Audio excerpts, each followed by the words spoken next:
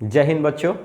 आज के वीडियो में हम लोग बात करेंगे क्लास 10th का हिंदी का सेकेंड पार्ट का जो फर्स्ट चैप्टर है दही वाली मंगमा कहानी का पूरा ही सारांश पढ़ेंगे। हम लोग पूरा ही चैप्टर ही पढ़ेंगे इस वीडियो में। आपको ये वीडियो बहुत ही ज़रूरी है आपके लिए, क्योंकि इस पूरे बुक से 10 नंबर का क्वेश्चन आता है।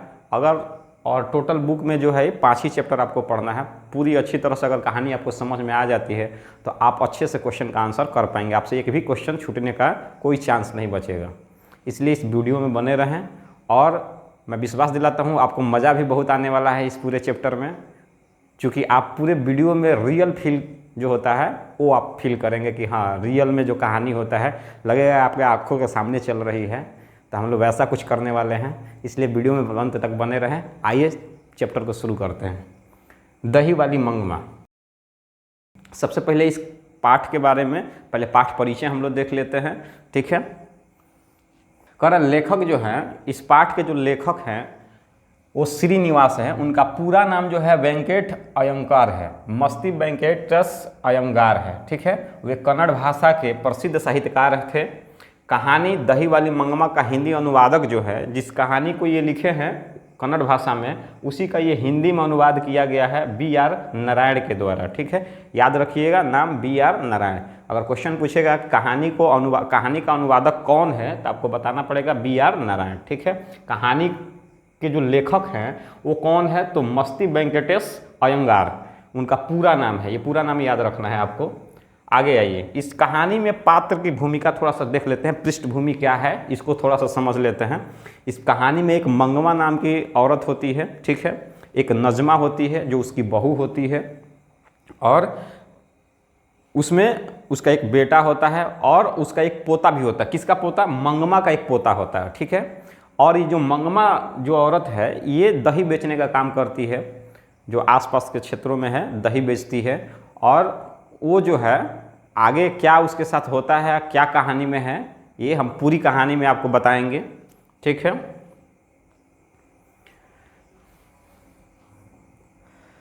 देखिए पोता है उसका, मंगमा का पोता, जो दादी जो है मंगमा से लगाव रखता है और अंततः सुलह का माध्यम भी बनता है। वही क्या होता है कहानी में, पूरा बने रहे अंत तक। और एक और नाम याद रखेंगे, रंगपा। रंगपा जो होता है वो कौन होता है उसके बारे में हम लोग बात करेंगे। आइए कहानी शुरू करते हैं। दही वाली मंगमा। इस कहानी में जो मुख्य पात्र जो है, मुख्य भूमिका में जो है वो मंगमा नाम की जो औरत है वो है,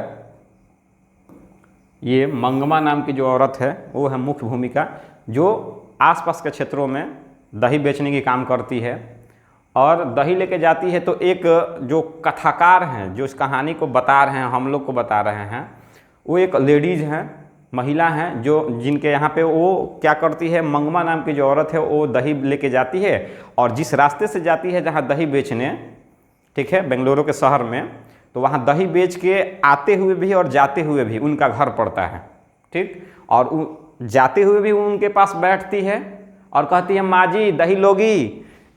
जैसे मान लीजिए ले ली है ऐसे और जा रही है, कभी जाते हुए उसका घर पड़ रहा है, आते हुए उसका घर पड़ रहा है, बोलती है माँ जी दही लोगी। अगर उनको लेना रहता है तो वो दही ले लेती हैं, नहीं लेना होता तो मना कर देती, वो चली जाती है और आते हुए भी उसके पास बैठती है, ठीक है। तो ऐसे ही ये चलता रहता है। और जो पैसे की बात होती है वो बारी कहा जाता है, जो 7 दिन पे साप्ताहिक पैसा जमा होता है उसको बारी कहा जाता है। तो दही रोज रोज दिए और 7वां दिन पैसा वापस जो हिसाब हुआ वो ले लिया जाता है। जैसे हम लोग अपने आसपास के क्षेत्रों में हम लोग दूध वगैरह या दही वगैरह खरीदते हैं तो वैसे ही करते हैं। ऐसे ही दिन प्रतिदिन चल रहा है। एक बार क्या होता है, ये जा रही है दही लेके, ठीक है, उसके घर के आसपास पहुंचती है और इसी तरह से दही मुंडी पे रखी हुई है और चिल्ला रही है माँ जी दही लोगी। तब तक उसका आवाज़ नहीं आता है और बोलता है, उसका एक छोटा सा बच्चा होता है, वही कहता है हाँ लूँगा, दही लूँगा मैं, ऐसे करके बोलता है। अब वो दौड़े हुए आता है और अपना हाथ ऐसे कर देता है। ये थोड़ी सी मंगमा जो है अपने दही में से थोड़ी सी दही काटती है और उसके हाथ पे रख देती है और बोलती है जाओ बेटा माँ को जल्दी से बुला के लेके आओ, मैं थोड़ी तेज़ी में हूँ, जल्दी में हूँ। और वो जाता है। तब तक वो जो माझी हैं जिनसे ये आते जाते हुए अपना दुख सुख सुनाती है, वो आती हैं और दही जो है ले लेती हैं। इसी तरह से चलता रहता है। कुछ 15 दिन बीतता है तो मंगमा आती है, थोड़ी दुखी थी, तो ये पूछती है, माजी जो है पूछती है कि क्या हुआ मंगमा, आज तुम बड़ी दुखी हो। तो इसी पर वो बोलती है कि क्या कहा जाए, आज का समय ऐसा ही है।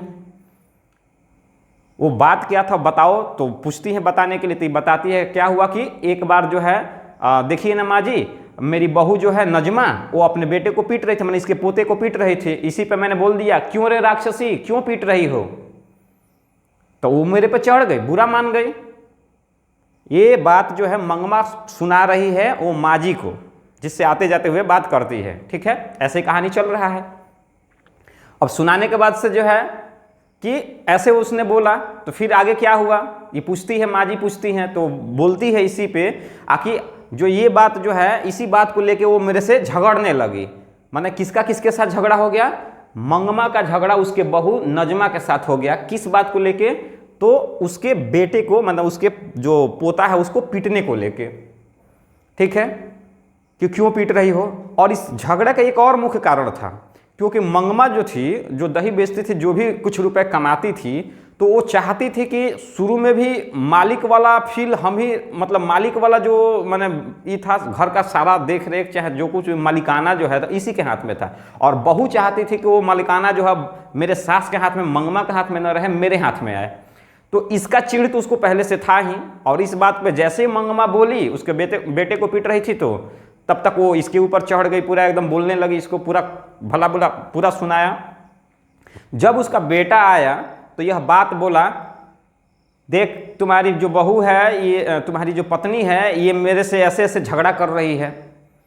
तो वो भी क्या करता है, जैसे आजकल का होता है, वो भी अपने पत्नी के पक्ष लेता है और मंगमा को कहता है कि देख, तुमको अगर रहना है तो रहो हम लोग के साथ, नहीं रहना है तो तुम अपना देख लो, रोज रोज का खीटा पीटा हमसे नहीं देखा जाएगा। ऐसे कह के अब मंगमा को ये बात बुरा लग जाता है, और बुरा लगता है, इतना हद तक बुरा लग जाता है कि मैं तो इन लोगों के लिए कुछ है ही नहीं, कोई महत्व ही नहीं है मेरा, और वो अपना अलग रहना शुरू कर देती है। यही बात जो है माजी जो थी उनसे ये बता रही है कि यही तो बात है सब। तो माजी कहती हैं कि ठीक है, देख लेना, तुम अपना सही से रहो, कोई दिक्कत नहीं है। बट यह जो विवाद है ये जल्दी ख़त्म नहीं हो रहा है। ऐसे ही दही डेली जाती है, बेचती है, और एक दिन क्या होता है कि अब इसके पास जो भी पैसा वो कमा के लाती थी, चूंकि उस छोटे बच्चे जो था, जो उसका पोता था, उससे इसको बड़ी लगाव था। वो जो कुछ भी उधर से मान लीजिए सामान बेच के आई, दही बेच के आई, तो उधर से कुछ मिठाई वगैरह लेके आती थी और उसको खिलाती थी। उससे बड़ी लगाव था इसको। पोता को भी बहुत दादी को अपने मानता था, उसी के पास आके रहता था काफ़ी टाइम तक। ऐसे ही कहानी चल रहा है। फिर तो एक बार क्या होता है कि कुछ दिन बीत गए, झगड़ा होने के बाद ये अपने बहू और बेटे के साथ नहीं रह रही थी, अलग रह रही थी, अपना बना खा अलग रही थी, सेपरेट एकदम हो गई थी। तो ये क्या कहती है कि एक बार फिर वही माँ जी के पास बैठती है और बोलती है कि माँ जी, ये आपस में ड्रेस के बारे में, ब्लाउज वगैरह जो होता है उसके बारे में पूछती है कि कहाँ से आप सिलवाई है, मखमल की, हमें भी सिलवा दो। तो वैसे वो बता देती है, ये अपने लिए भी सिलवा कर पहनती है।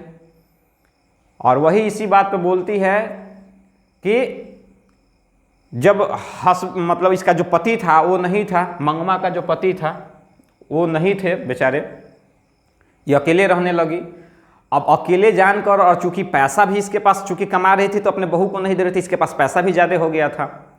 तो ये जो पैसा है, जब आते जाते हुए गांव से एक बीच में अमराई का कुआं पड़ता था, जगह का नाम अमराई है, रास्ते में कुआं पड़ता था, वहीं के आसपास जो गांव का एक जुआरी और रंगीन मिजाज का व्यक्ति था, जिसका नाम था, यहाँ देखिए, जिसका नाम था रंगपा। इसके बारे में भी देख लीजिए। गांव का एक आदमी जुआरी और लालची प्रवृत्ति का व्यक्ति था, जो क्या चाहता था, तो मंगमा से वो जान गया था कि ये अपने बहू के साथ नहीं रह रही है, तो पैसे पे किसका हक है, पैसा तो ये खुद रख रही है, तो इसलिए वो क्या चाहता था, वो उससे पैसा चाहता था, उधार के रूप में पैसा मांग रहा था। तो यहाँ एक क्वेश्चन भी अगर आपसे पूछा जाए कि जो है ये रंगपा कौन था, तो आप आंसर क्या बताओगे? आंसर बताओगे रंगपा गांव का ही एक जुआरी व्यक्ति था, और वह मंगमा से क्या चाहता था, तो मंगमा से रुपए पैसा चाहता था। ठीक है, और उसकी नज़र भी जो थी वो बुरी थी, जो मंगमा पे थी, क्योंकि मंगमा अकेली थी, कोई उसके साथ नहीं था, तो वो बुरी नज़र वाला भी था, थोड़ा गलत निगाहों से उसको देखता भी था, सोच भी उसका गलत था। तो ये भी बात था। तो यह देख के जो ये मंगमा है ये जाती है और माजी जिसके पास दही लेके जाते हुए बातचीत करती है, जो कथाकार हैं, ये कहानी को बता रहे हैं, औरत थी बता रही हैं, तो उनसे वो बोलती है कि देखिए माँ जी ऐसा ऐसा बात है, मेरे पास कुछ पैसे पड़े हैं, आप अपने पति को बोल के इसको जमा करा दीजिए। तो बोलती है ठीक है, कल मैं बात करके बताऊंगी तुमको। और ऐसे ही कहानी जो है आगे बढ़ता है। और जब ये बात जो है उसकी बहू नजमा को पता चलता है कि गांव का जुआरी व्यक्ति जो है रंगपाई इसके पीछे पड़ा हुआ है, मेरे माँ जी के पीछे पड़ा हुआ है, मेरे सास के पीछे पड़ा हुआ है, तो वो एक तरकीब सोचती है। नजमा बहुत चालाक औरत थी, वो एक तरकीब सोचती है। क्या सोचती है? अपने पोते को, चूंकि जानती है कि पोते का लगाव जो है बहू से है, दादी से है, तो दादी के पास अपने बेटे को क्या करती है, सिखा के भेजती है कि जाओ दादी के पास रहना और वो तुम्हें मिठाइयाँ देंगी। यह तरकीब निकाल के उसके पास भेज देती हैं। अब दादी के पास आना जाना इसका लगा रह गया, होने लगा। इससे क्या हुआ, लगाव बढ़ गया और धीरे धीरे परिवार में जो खटास था वो मिठास में बदल गया। और तो यहाँ एक क्वेश्चन पूछा जाता है कि नजमा ने सास को मनाने के लिए कौन सा तरीका अपनाया?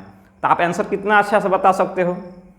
आपको आंसर क्या देना है कि नजमा ने सास को मनाने के लिए अपने बेटे को सिखाकर यह भेजा कि जाओ दादी के पास रहो, दादी तुम्हें मिठाइयाँ देगी। और इससे दादी और पोते में लगाव बढ़ गया और परिवार की नज़दीकियाँ जो हैं, दूरियाँ जो है नज़दीकी में बदलने लगी धीरे धीरे, और दादी जो है मान गई।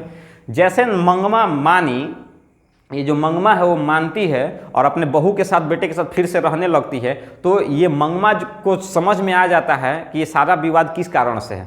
अब वो टोटल जो है कार्यभार अपने बहू नजमा को दे देती है और नजमा फिर से वही काम दही वाला शुरू कर देती है। उसका बिजनेस फिर अब ये संभालने लगती है, वो घर पे रहने लगती है। माँ जी दही लोगी, माँ जी दही लोगी, ऐसे करके बेचती है। और फिर जैसे मंगमा बैठती है उस माँ जी के पास, वैसे नजमा बैठने लगती है और फिर वही कहानी आगे बढ़ता है, वहीं पे कहानी खत्म होता है।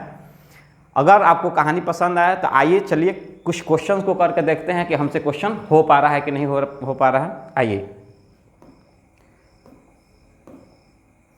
सबसे पहला क्वेश्चन, दही वाली मंगमा कहानी का मुख्य पात्र कौन है?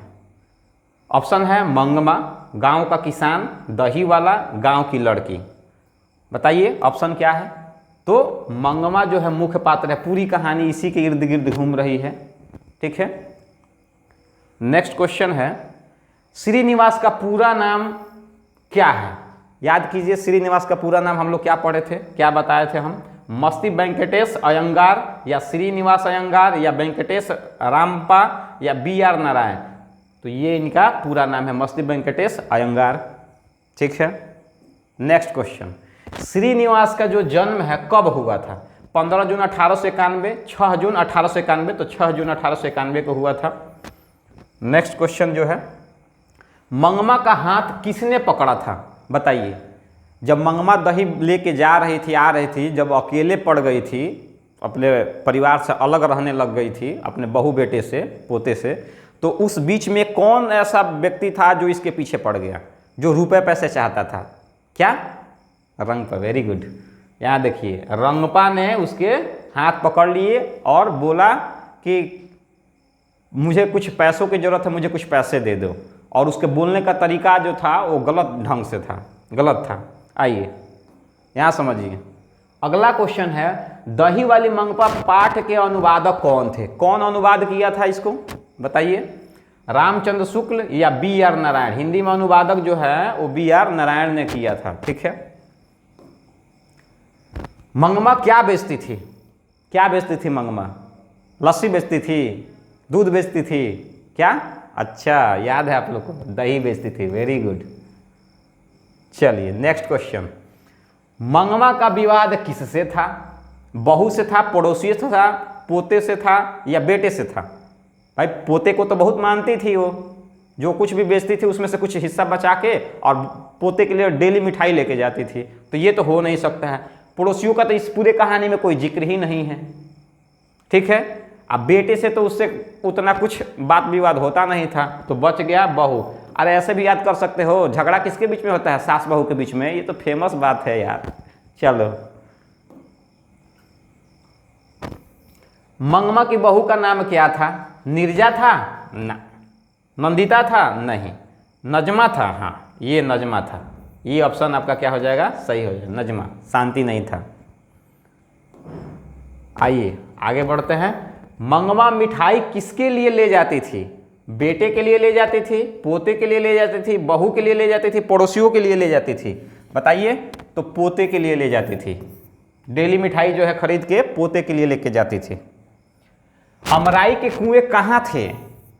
याद कीजिए, अमराई के कुएं के पास ने जो है रंगपा जो नाम का व्यक्ति था, इसका हाथ पकड़ लिया था। और कहाँ था वो?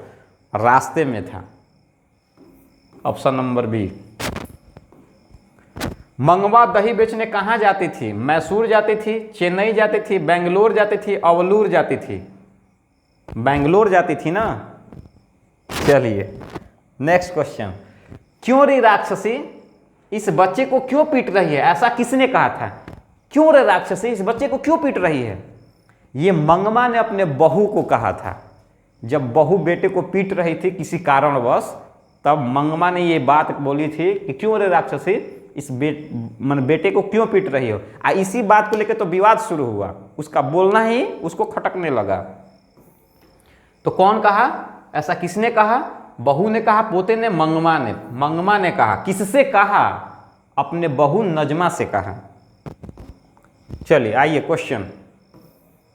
नजमा मंगमा की कौन थी? नजमा जो है मंगमा की कौन थी? बहू थी। यही अगर क्वेश्चन पूछ देता मंगमा नजमा के बीच में क्या संबंध था सास बहू का। Next question. रंगपा कौन था?